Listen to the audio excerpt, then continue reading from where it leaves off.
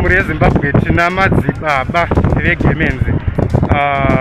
As you can see here, he is here in Marondera, live in Marondera, and we are updating the nation about what is happening at Rudaka Stadium, and we want him to address the people of Zimbabwe regarding the situation we have in Marondera at Rudaka Stadium. Yes, ndinotenda maZimbabwe and citizens. Zvinhu zvinorwadza kuti president vedu zuva ranhasi ranga richizikanwa nozuro vakambonge vamboti hazvichaita malawyers edu vakaenda kumakotsi tikahwina tikanzi nhasi tinofanira kubudirira kuti tiite tienderere mberi nemusangano wedu. But muchitarisa muri kuona mapurisa zvaari kuti ari kutomhanyisa vanhu, kushungurudza vanhu, vatanga kutomhanyisa vanhu.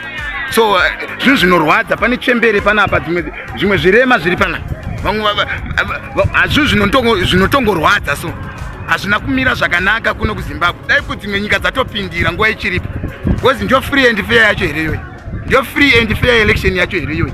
Akati Mnangagwa akati ari kuda free and fair election, saka iyoyi ndio free and fair election here kana vanhu vachishungurudzwa sekudai so.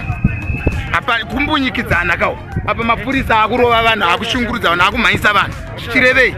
Hazvina kunaka. So toda kukumbirisawo kune dzimwe nyika dzakatikomberedza nedziri kumhiri kumakungu, please we miraiwo neZimbabwe, tatambura vana veZimbabwe, vatambura, uyai mutibatsirewo. Hazvina kumira zvakanaka kuno kuZimbabwe, kutaura pachokwadi chaipo chaipo, hazvina. Hozi nhasi tiri kuda kuya vanhu vese vavapengeka, tauya panapa, tiri kuya kuRally, pationzonzi ibvai panapa, mapurisa vari vazviwana kupi? Zvinhu zvabhukwa pamutemo. Zvakuti Mwari pindirai, zvakuda Mwari vapindire, zvakutoda Mwari vapindire. Zvinhu zviri kurwadza mufunge. Tingokumbirisawo, please, ndakumbirisa.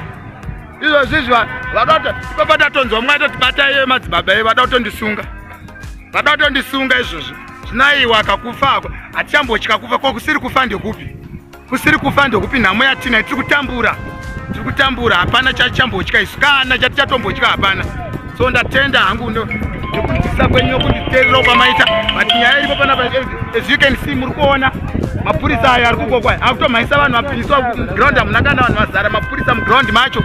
Kuno kunze kwatabuda vari kutiteera, vari kutimhanyisa.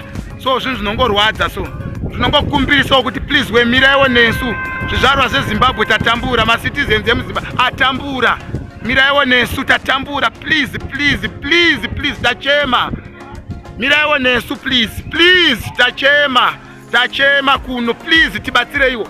Nhasi amheno, nhasi tinofanira kurohwa pano, patobata mboma zvese futi, isatina kana futi, hatina kana chatinacho isu, but takubatirwa futi nemboma. Taiteiko? Tauya kuRally, so taneta kushungurudzwa, tanzwa nekushungurudzwa kuno kuZimbabwe. Ndatenda hangu.